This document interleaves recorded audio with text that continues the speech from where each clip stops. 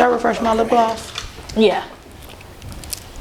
Fuck. If you had, imagine opening a studio and then you get injured. You ass out. Ass out.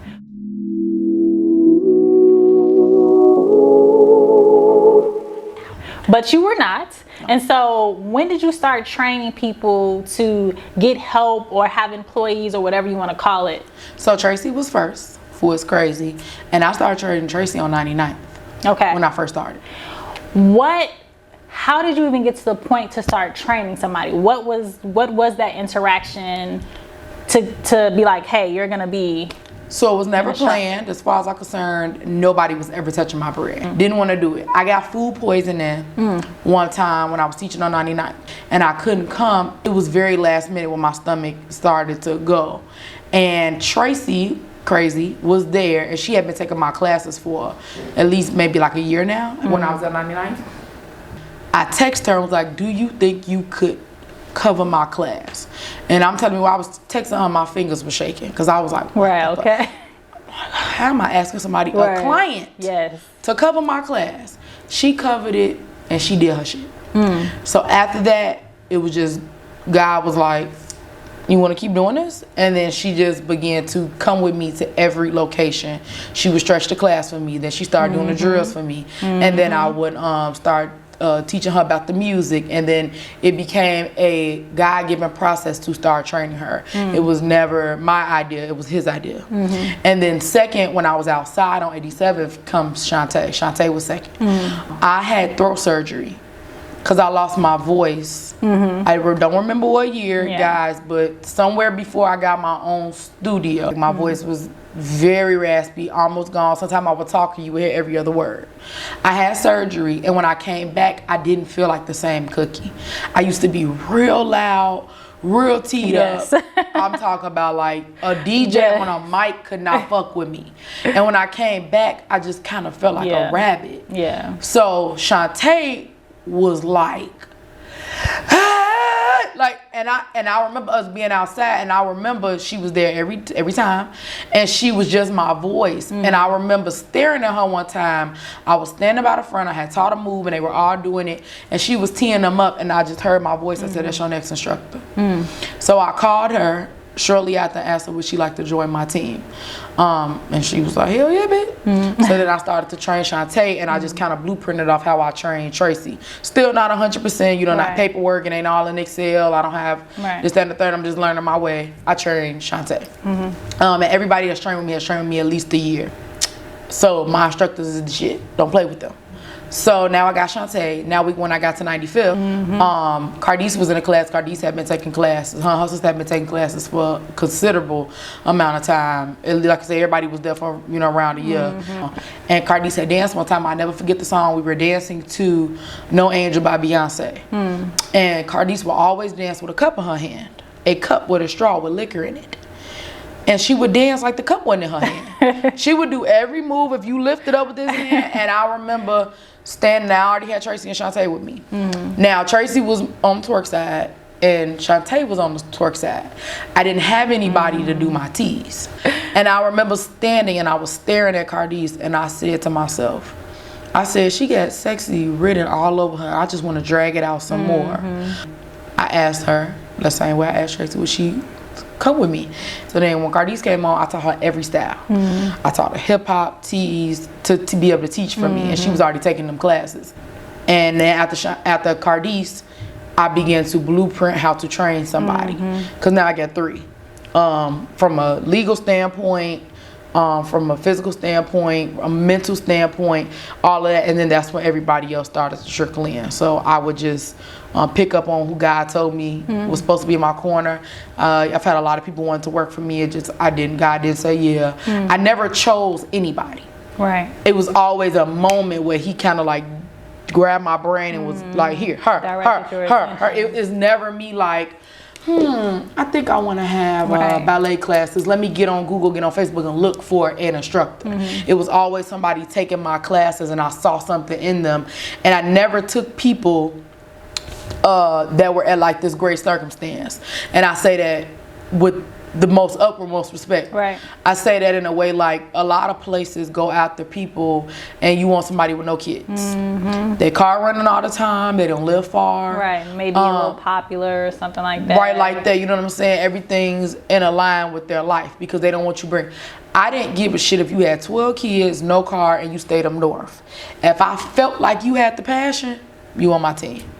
And I operate like that to this day. I don't give a shit if you can do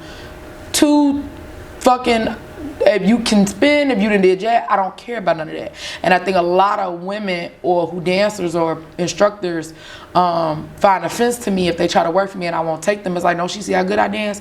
I don't care about how good you dance because my style of dance can only be taught anyway. So I'm gonna take people with passion and I'm gonna take women who just, you know, I feel like they could fit into my family or, you know what I'm saying, will represent me if I left this earth because I could teach anybody to dance. That's my skill.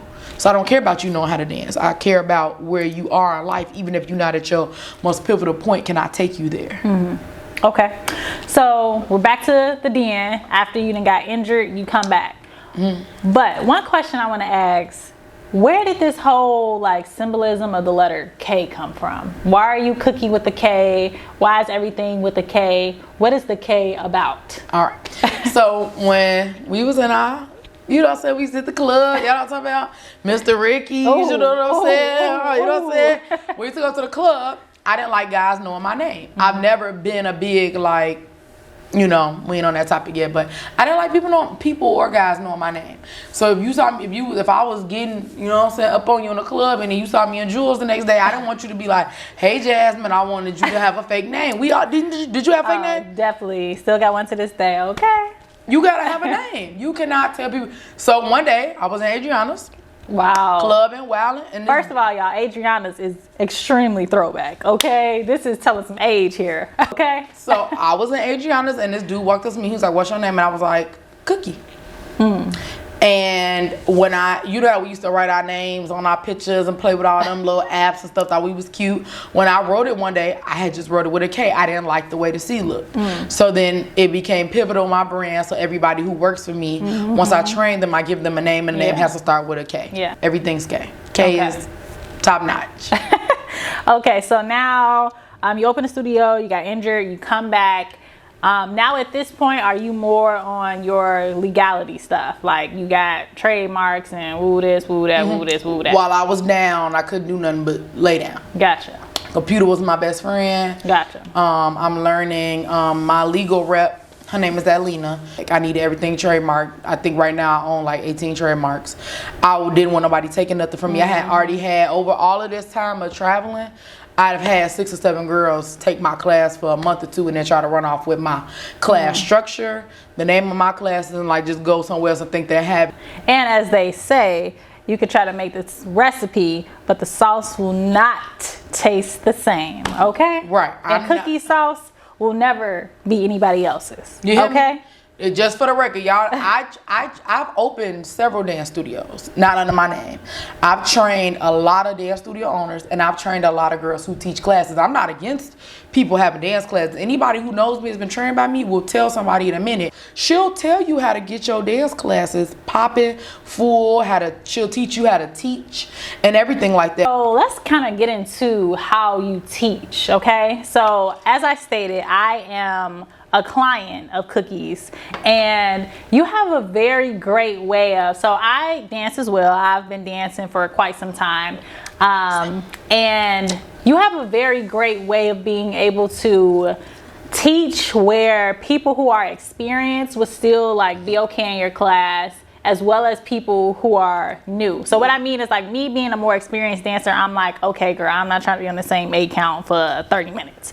But you have a great way of balancing them both out and teaching so people can literally get it. So another thing as well, guys, if you don't know, Kookie will literally take people who cannot dance and they will become dancers, and we'll get a little more into that shortly. But how did you structure out how you even teach? I literally opened my mouth and it was a God-given talent. Okay. And then when all of the thousands of women began to dance like pros, and you just see people and then people can manipulate their body the way they did, I said to myself, you know what you're doing. It was just like that. Ain't no magic formula, ain't no blueprint for the teaching style. I just opened my mouth and it came out. And also in your classes, you spoke about like cracking jokes and things like that. You can get what some may deem as a little outrageous, right? You say off the wall things that is just your personality. For sure. Has anyone ever came to you and said they felt uncomfortable or anything, any type of way? Absolutely. When I first started, a lot of older women would tell me I need to watch my mouth. I can't be talking to people like that, and I can't do it the fuck I want. Yes, I fucking can, because you know, if you don't like the way McDonald's cook a sandwich, Burger King down the street. Okay. And my style of teaching is in your face, but in a very loving manner. I'm not a calm teacher. I'm not about to pet your head. This the move, and we finna do it because I see something in you that you don't see. If they had told Dr. King to slow down and not be the way he was, things may not be, you know, since somebody may say he was too aggressive. I knew that the way that I taught, I felt good in it. I am never being malicious, and I've never been malicious, but some people don't like the word bitch. Some people don't feel like you should call them a bitch, but for me, culturally, I'm just like, yes, bitch. Right. My bitch is a love. Right. If you don't like it, I'm not going to stop doing it to teach my classes, because then at that point, I'm doing it for money. Because if you say you're not coming because I'm using the word bitch, that means you're not going to pay me funds, which means I have to take away my personality and who I am to collect your funds. But if I'm collecting your funds and there's no soul, and what am I doing? Which option would I rather go with? So I naturally want to tell a bitch, hey, bitch, fuck. Wop, wop. And if you not comfortable and I'm too much, then I'm just too much, but I'm not changing how I am. A funny story, I was in a nail shop one time getting my nails done, and this girl was getting her nails done next to me. So it's me, and there's a girl, and then there's a girl next to her. Now mind you, at the time I was hooded up, you didn't know it was me. This girl next to me started telling the girl next to her about my classes. I stayed under the act because I wanted to hear. Right. She was saying nothing but good stuff. She said, now that girl got a mouth on her. She said, but she funny. She said, and she fun. And she said, I really love how blunt and real she is. So she was like, I'm just prepping you. If you under the church Psalms 28 act, you may want to just prep yourself before you go in. But it's a really good time, and it's a really good experience. And everything I do is out of love. But I'm gonna teach, baby. When that light flip and that door locked, I'm putting my cape on. I turn it to Jasmine and Cookie are two. You're gonna teach people, and you just don't know literally what is gonna come out of her mouth. But by the time you leave, you're gonna be there, laugh. You may have cried, not because of me talking about you, no shit. Right. You're just gonna cry. You may cry from realizing how powerful you are, and you're gonna have a good time. It's a vibe. It's unexplainable. You gotta take it. Yes, this is very true. I've been told that it was a mix between a Bernie Mac and a I get the Martin Lawrence too. It's definitely, people tell me it's definitely a mix between Debbie Allen and Bernie Mac. Oh, I like that. I get that a lot. Yes, that is perfect. And Bernie Mac is your favorite comedian? Bernie Mac is my favorite comedian.